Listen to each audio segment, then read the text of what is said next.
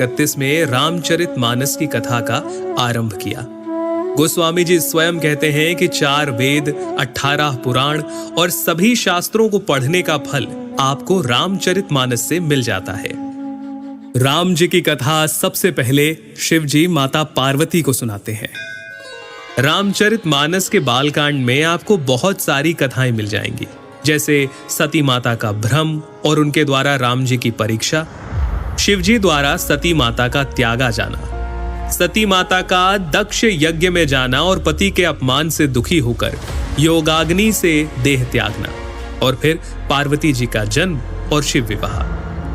परंतु राम जी के अवतार लेने के 2 मुख्य कारण रामचरितमानस में आप जान पाएंगे। पहला, मनु और शत्रुपा का 10,000 वर्षों तक का कठिन तप, जहां वो प्रभु से कहते हैं कि हमें आप जैसा पुत्र प्राप्त हो, जिसके उत्तर में करुणा निधान भगवान कहते हैं, ऐसा ही हो हे राजन, मैं अपना समान कहां जाकर खोजूं? अतः स्वयं ही आकर तुम्हारा पुत्र बनूंगा। और दूसरा कारण नारद मुनि का भगवान विष्णु को दिया गया श्राप। तुमने मुझे ठगा है, अतः अपने किए का फल अवश्य पाओगे। तुमने हमारा रूप बंदर सा बना दिया, अब बंदर ही तुम्हारी सहायता करेंगे।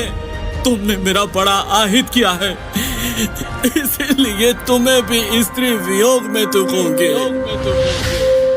एक ओर जहां राम जन्म की भूमिका बन रही थी, वहीं पुलत्स्य ऋषि के कुल में जन्म हुआ भाइयों समेत 10 सर और 20 भुजाओं वाले प्रचंड पराक्रमी रावण का। रावण और उसके भाइयों ने ब्रह्मा जी की तपस्या कर उनसे वरदान मांगा। रावण ने कहा, हे जगदीश्वर, वानर और मानव, इन 2 जातियों को छोड़कर हम किसी के मारे ना मरे। और कुंभकर्ण सरस्वती जी के प्रभाव के चलते इंद्रासन के स्थान पर निद्रासन का वर मांग बैठे, और विभीषण ने प्रभु चरणों में निष्काम प्रेम का वरदान मांगा। चलिए आगे बढ़ते हैं और आते हैं राजा दशरथ पर, जिन्हें ग्लानि थी कि उन्हें कोई पुत्र नहीं था। गुरु वशिष्ठ के कहे अनुसार महाराज दशरथ ने ऋषि श्रृंगी को बुलाकर पुत्र कामेष्ठी यज्ञ किया, जहां अग्निदेव स्वयं हाथ में चरु यानी कि खीर लिए प्रकट हुए, और इस खीर के प्रभाव से तीनों रानियां यानी माता कौशल्या, माता कैकेयी और माता